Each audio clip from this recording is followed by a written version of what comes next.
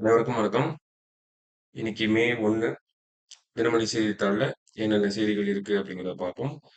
முதல்ல எடுத்தோம்னே பார்த்தோம்னா, நேத்து சமூக வலைதளங்கள்ல அதிகமா பகிரப்பட்ட ஒரு செய்தியாக இருந்துச்சு. கோவிஷீல்டு வேக்சின் போட்டோம்னா சைட் எஃபெக்ட்ஸ்லாம் வருமாம் அப்படிங்கிறத சொல்லியிருந்தாங்க. ஸோ என்ன ஒரு விஷயம் அப்படின்னு பார்த்தோம்னா, நமக்கு லண்டன் நீதிமன்றத்துல ஆஸ்ட்ராஜெனகா அப்படின்னு சொல்லக்கூடிய இந்த கோவிஷீல்ட உருவாக்குன நிறுவனம் வந்து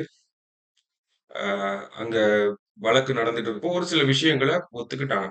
அதுல என்ன அப்படின்னு பார்த்தோம்னா, இந்த வேக்சின் போட்டோம். அந்த கோவிஷீல்டு வேக்சின் அவங்க தயாரிச்ச அந்த வேக்சின போட்டோம்னா, நமக்கு இந்த ரத்தம் உறைஞ்சு போற மாதிரியான சைட் எஃபெக்ட்ஸ்லாம் வர்றதுக்கு வாய்ப்புகள் இருக்கு அப்படிங்கிறத சொல்லியிருந்தாங்க.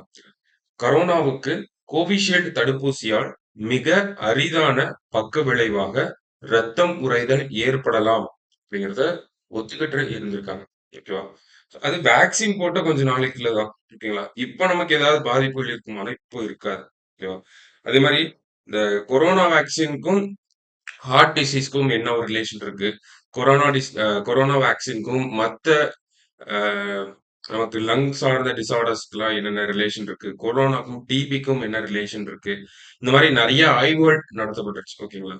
ஸோ அதுலலாம் பெருசா நமக்கு பக்க விளைவுகள் வந்து இறந்து போகும்ன்ற மாரியான விஷயங்கள்லாம் எதுவும் சொல்ல கிடையாது. ஆனா, ஒரு சில ரேர் கேஸஸ் அப்படிங்கிறது இருக்கும்ல. அந்த மாதிரியான ரேரஸ்ட் ஆஃப் த ரேர் கேஸஸ்ல நமக்கு இந்த ரத்தம் உறைஞ்சு போறது, அந்த மாரியான ஒரு சில சைட் எஃபெக்ட்ஸ் வரும் அப்படிங்கிறத சொல்லியிருந்தாங்க. ஓகேங்களா? ஸோ அதுதான் அந்த ஒரு நீதிமன்றத்துல நடந்த விஷயமா இருக்கும். ஸோ இந்த கொரோனா வேக்சின் இத தயாரிச்சவங்க யாரு? கோவிஷீல்ட தயாரிச்சவங்க யாரு அப்படின்னு பார்த்தோம்னா, ஆஸ்ட்ராஜெனகா அவங்களும், ஆக்ஸ்போர்ட் யூனிவர்சிட்டியும் சேர்ந்து தான் இத தயாரிச்சிருப்பாங்க. இந்தியாவுல இத மேனுஃபேக்சர் பண்றது யாரு அப்படின்னு பார்த்தோம்னா, நமக்கு சீரம் இன்ஸ்டிடியூட் ஆஃப் இந்தியா அப்படின்னு சொல்லுவாங்க. அவங்க தான் இவங்க கோவிஷீல்டு அப்படிங்கிற பேர்ல நமக்கெல்லாம் வந்து வந்திருக்கும். சரிங்களா? ஸோ வேற எதுவும் பெருசா இதுல வந்து பயப்படக்கூடிய அளவுக்கு எதுவும் சொல்ல கிடையாது. ஓகேவா? ஜஸ்ட் நமக்கு அந்த ரத்தம் உறைதல் போன்ற ஒரு சில சைட் எஃபெக்ட் வரும் அப்படிங்கிறத சொல்லியிருப்பாங்க. அதே மாரி அதற்கான மருத்துவ காரணம் அப்படிங்கிறதையும் அவங்கனால கண்டுபிடிச்சிருக்க முடியாது. அதுக்குன்னு தனியா ஒரு ஸ்டடி பண்ணணும் அப்படிங்கிறத சொல்லியிருப்பாங்க. ஓகேங்களா? ஸோ வேற எதுவும் இந்த செய்தியில நமக்கு எடுத்துக்க தேவையில்ல. ஜஸ்ட் இதுவுமே நமக்கு எக்ஸாம் பாயிண்ட் ஆஃப் வியூ அவ்வளோ இம்பார்ட்டன்ட்டும் கிடையாது. ஓகேவா? ஜஸ்ட் ஒரு அவேர்னஸ் பேசிஸ்ல தான். ஓகேங்களா? நெறைய தவறான செய்திகளும் பரவிட்டு தானே இருக்கு. அது ரிலேட்டா சொல்லலாம். ஸோ நெக்ஸ்ட் பார்த்தோம்னா, வெளிநாட்டு உயிரினங்களை பதிவு செய்ய புதிய இணையதளம். யாருன்னா, வனத்துறை வந்து இது பண்ணியிருக்காங்க. தமிழ்நாட்டில் வெளிநாட்டு உயிரினங்களை வீடுகளில் வளர்ப்போர், அது குறித்த தகவல்களை புதிதாக தொடங்கப்பட்டுள்ள பரிவேஷ் 2.0 என்ற இணையதளத்தில் பதிவு செய்ய வேண்டும் அப்படிங்கிறத வனத்துறையினர் வந்து சொல்லியிருக்காங்க.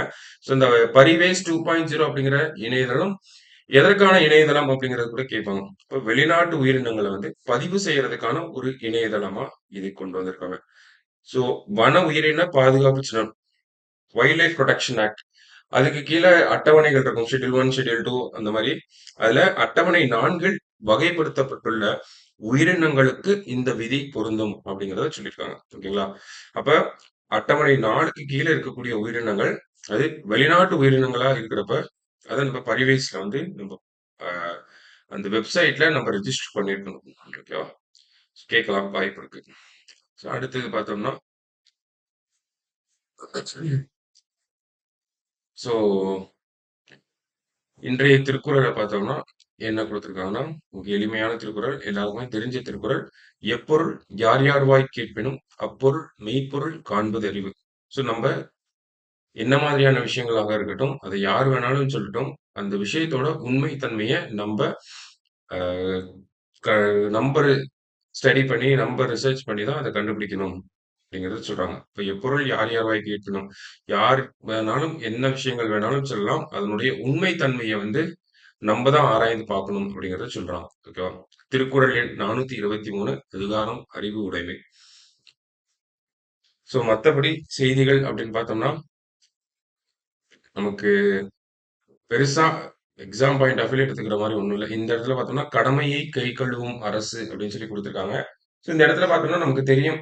ஆ ரைட் டூ எஜுகேஷன் ஆக்ட் படி 2009ல வந்து அந்த ஆர்டிஇ ஆக்ட் படி என்னன்னு பார்த்தோம்னா, ஒரு 25% இடங்கள வந்து தனியார் பள்ளிகள் ஏழை மாணவர்களுக்கு ஒதுக்கணும் அப்படிங்கிறது நமக்கு தெரியும். ஸோ அது ரிலேட்டடா தான் இந்த ஒரு ஆர்டிக்கிள் வந்து செய்திக்குறிப்பை நமக்கு குடுத்திருக்காங்க. ஸோ எப்படி ஒரு அணுகுமுறையில அணுகியிருப்பாங்க அப்படின்னு பார்த்தோம்னா, 25% இடங்கள் தனியார் பள்ளிகள் ஏழை மாணவர்களுக்கு இலவசமாக குடுக்குறாங்க. ஸோ அது இலவசமா குடுக்கல. அது இந்த ஏழை மாணவர்களுக்கு இலவசமா போய் சேர்ந்தாலுமே, அதற்குரிய கட்டணத்த அரசாங்கத்துக்கிடமிருந்து வாங்கிக்கிறாங்க. ஓகேங்களா? ஸோ ஏறக்குறைய பார்த்தோம்னா, ஒரு வருஷத்துக்கு 400 கோடி அளவுக்கு செலவாகுது. இந்த ஒரு இடஒதுக்கீடுனால அப்படிங்கிறதையும் சொல்றாங்க. ஓகேங்களா? ஸோ தமிழகத்த பொறுத்தவரைக்கும் பார்த்தோம்னா, இந்த வருஷமே ஒரு 3,00,000க்கும் அதிகமானோர் அரசு பள்ளிகள்ல வந்து சேர்ந்திருக்காங்க. அதுல ஒரு கிட்டத்தட்ட பார்த்தோம்னா, 1/3 ஆஃப் த பீப்பிள் வந்து எங்க போயிருக்காங்க அப்படின்னு பார்த்தோம்னா, இந்த தனியார் பள்ளிகளுக்கு தான் போயிருக்காங்க. ஓகேங்களா? ஸோ தனியார் பள்ளிகளுக்கு போயிருந்தாலுமே, அரசாங்கத்தோட இதுனால போனனால நம்ம அந்த ஒரு கணக்குக்குள்ள அவங்களையும் எடுத்துட்டு வந்துர்றாங்க. ஓகேங்களா? 3ல் 1 பங்கினர் 3,00,000த்துல அங்க தான் போயிருக்காங்க. எங்கன்னா, தனியார் பள்ளிகளுக்கு தான் போயிருக்காங்க. இப்ப அரசாங்கம் ஒரு வருஷத்துக்கு 400 கோடி செலவு பண்ணி, தன்னுடைய மாணவர்களுக்கு இலவசமான கல்வியை குடுக்குது. அது மட்டும் இல்லாம அரசு பள்ளிகள், அரசு உதவி பெறும் பள்ளிகள், இந்த மாரியான பள்ளிகள் இருக்கு. அதற்கான திட்டங்கள் நெறையாவே இருக்கு. ஸோ இப்படி இருக்கப்ப, நம்ம குழந்தைகள் எதுக்காக தனியார் பள்ளிகள நோக்கி போறாங்க அப்படிங்கிற ஒரு விஷயத்த பார்த்தோம்னா, அங்க அரசு பள்ளிகளை காட்டிலும் ஒரு மேம்பட்ட கல்வி நிலை அப்படிங்கிறது இருக்கு. அதிகப்படியான தரம் அப்படிங்கிறது இருக்கு. அதே மாரி அவங்களுக்கு தேவையான எல்லா விதமான கட்டுமான வசதிகளும் அந்த இடத்துல இருக்கு. இல்லையா? அப்ப கல்வி தரமும் இருக்கு. அவங்களுக்கு எல்லா விதமான தேவைப்படக்கூடிய கல்விக்கு என்னெல்லாம் தேவைப்படுமோ எல்லா விதமான ஃபெசிலிட்டீஸும் இருக்கனால தான் தனியார் பள்ளிகள நோக்கி போறாங்க. ஓகேவா? ஸோ அப்ப அந்த ஒரு விஷயத்த ஏன் அரசாங்கத்தினால பண்ண முடியல? அப்படிங்கிற ஒரு கேள்வி வந்து வருது. ஓகேவா? நம்ப வருஷம் வருஷம் 400 கோடி, 500 கோடி தனியார் பள்ளிகளுக்கு குடுக்கறதுக்கு பதிலா, அந்த 400 கோடி, 500 கோடிய அரசு பள்ளிகள் மேல இன்வெஸ்ட் பண்ண ஆரம்பிச்சாலே, நம்மளோட அந்த பள்ளிகளின் நிலை அப்படிங்கிறது தனியார் பள்ளிகளின் நிலையோட அதிகமா உயர்ந்து வரும் அப்படிங்கிறத சொல்றாங்க. அடுத்ததா பார்த்தோம்னா, நமக்கு அரசாங்கமே இந்த தனியார் பள்ளிகள மறைமுகமா ஊக்குவிக்கிறாங்களோ, அரசாங்கமே அரசு பள்ளிகள மறைமுகமா மூடுறாங்களோ அப்படிங்கிற ஒரு கண்ணோட்டமும் இருக்கு அப்படிங்கிறத சொல்றாங்க. இந்த ஆர்டிக்கிள பொறுத்தவரைக்கும். அது என்ன ஒரு அடிப்படையில சொல்றாங்கன்னா, ஓவராலா இந்தியாவ எடுத்துக்கிறாங்க. அதுல ஒரு 3 3,50,000 ஓகேங்களா? எக்ஸாக்ட்டா பார்க்கிறோம்னா, நமக்கு இந்தியா ஃபுல்லா எடுத்துக்கிட்டா 10.83 அதாவது 10.83 லட்சம் அரசு பள்ளிகள் இருந்தது. 2018, 19ல 10.8 லட்சமா இருந்தது. இப்ப 10.3 லட்சமா மாறியிருக்கு. ஓகேங்களா? அதே காலகட்டத்தில தனியார் பள்ளிகளோட விகிதம் அப்படின்னு பார்த்தோம்னா, 2018, 19ல 3.2 லட்சமா இருந்தது. இப்போ 3.4 லட்சமா ஆயிருக்கு. அப்ப அரசு பள்ளிகளின் எண்ணிக்கை அப்படிங்கிறது இந்தியா மொத்தத்திலும் கம்மியாயிட்டே வருது. தனியார் பள்ளிகளின் எண்ணிக்கை அப்படிங்கிறது அதிகமாகிக்கிட்டே போகுது. அப்ப இந்த ஒரு நிலை அப்படிங்கிறத மாத்தணும். ஓகேங்களா? ஸோ நெறைய சட்ட விதிமுறைகள்லாம் இருக்கு. நமக்கு பார்த்தோம்னா, இப்போ ஒரு மாணவர் இருக்காரு அப்படின்னு பார்த்தோம்னா, அவரு எந்த தனியார் பள்ளியில சேரணும் அப்படிங்கிற ஒரு சாய்ஸ் அவருக்கு வந்து இருக்காது. அதே மாரி பார்த்தோம்னா, ஒருத்தவங்க வீட்டுக்கு பக்கத்திலேயே கவர்ன்மென்ட் ஸ்கூல் இருக்கப்ப, அவங்க பிரைவேட் ஸ்கூலுக்கு போகணும் அப்படிங்கிறத எதிர்பார்க்க முடியாது. அந்த மாரி கிரைட்டீரியாஸ்லாம் நெறைய இருக்கு. ஓகேங்களா? ஸோ இந்த மாதிரி நெறைய கிரைட்டீரியாஸ் போட்டு இவ்வளவு காம்ப்ளிகேட்டடா ஒரு விஷயத்த பண்றதுக்கு அரசாங்கம், அரசு பள்ளிகள், அரசு உதவி பெறும் பள்ளிகள், அது எல்லாமே அடுத்தடுத்த தரங்களுக்கு உயர்த்தலாம் அப்படிங்கிற ஒரு சஜஷன தான் குடுத்திருப்பாங்க. ஓகேங்களா? ஸோ தமிழக அரசாங்கமே எடுத்து பார்த்துக்கிட்டாலுமே, நம்ப அண்ணா யுனிவர்சிட்டி இருக்கு. இந்த மாரி பல யுனிவர்சிட்டீஸ அரசாங்கமே எடுத்து நடத்திட்டு இருக்காங்க. இல்லையா? அரசாங்கத்தோட நேரடி கட்டுப்பாட்டுக்குள்ள வர பல்கலைக்கழகங்கள்லாம் ஏராளமானது இருக்கு. அப்போ ஒரு அரசாங்கத்தினால ஒரு பல்கலைக்கழகத்த இவ்வளவு திறன்மையா நடத்த முடியும் அப்படின்னா, ஏன் தொடக்கப் பள்ளிகள நடத்த முடியல? ஏன் தமிழகம் முழுவதும் அந்த ஒரு விஷயத்த பண்ண முடியல? அப்படிங்கிற கேள்விய இந்த இடத்துல எழுப்பியிருக்காங்க. கடைசியா பார்க்கிறப்ப, இன்னொரு முக்கியமான விஷயம் சொல்லியிருக்காங்க.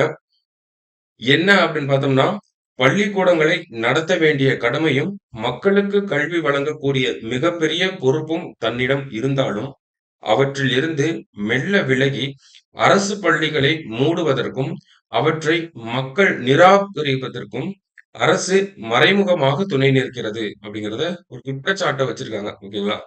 மாணவர் சேர்க்கை இல்லை என்று கூறி அரசு பள்ளிகளை மூடுவது கல்வி பெறும் உரிமைக்கு எதிரானது என்பதை அரசும் அதிகாரிகளும் உணருவதில்லை அப்படிங்கிற குற்றச்சாட்டையும் சொல்றாங்க. அப்ப அரசு என்ன பண்றாங்கன்னு சொல்றாங்க? மெல்ல மெல்ல அவங்களோட பணிகள்ல இருந்து விலகி, அவங்களோட கடமைகள்ல இருந்து விலகி, மக்கள் அரசு பள்ளிகளை நிராகரிக்கிறதுக்கும் அரசு மறைமுகமா துணையா இருக்கு அப்படிங்கிறத ஒரு குற்றச்சாட்டு வைக்கிறாங்க. சோ இந்த மாதிரி பல கேள்விகளை முன் வச்சு இருந்திருப்பாங்க. நமக்கு சிம்பிளா ஒரு பிரீஃபா இந்த ஒரு ஆர்டிக்கல் எடுத்துக்கணும் அப்படின்னா 25% இடங்களுக்கு அதிகப்படியான மாணவர்கள் போறாங்க. அதுக்கே கிட்டத்தட்ட ஒரு 400, 500 கோடி வருஷத்துக்கு செலவாகுது. இந்த எண்ணிக்கை அப்படிங்கிறது இன்னமும் உயரதான் செய்யும். அப்ப அந்த ஒரு தொகைய அதுல ஒரு பாதி தொகையவாவது நம்ம வருஷம் வருஷம் நம்ம பள்ளிகள் மேல, அரசு பள்ளிகள் மேல முதலீடு பண்ண ஆரம்பிச்சோம் அப்படின்னா, தமிழகத்தில் இருக்கக்கூடிய அரசு பள்ளிகளின் தரம் அப்படிங்கிறது அடுத்தடுத்த கட்டங்களுக்கு போயிரும். தனியார் பள்ளிக்கு சமமா அரசு பள்ளிகள்னாலயும் அந்த கல்விய வழங்கிற முடியும் அப்படிங்கிறது தான் சொல்லியிருக்காங்க. ஓகேவா? ஸோ இது ஒரு டிஸ்கஷன் மாரி தான் இருந்துச்சு இந்த ஒரு ஆர்டிக்கிள். ஓகேங்களா? ஸோ மத்தபடி பார்த்தோம்னா, வேற எதுவும் நமக்கு பெருசா இந்த நியூஸ் பேப்பர்ல இல்ல. ஓகேவா? ஸோ இந்த செய்திகள்லாம் பார்த்துக்கோங்க. மீண்டும் நாளை செய்தித்தாள் வாசிப்பில சந்திக்கலாம். நன்றி.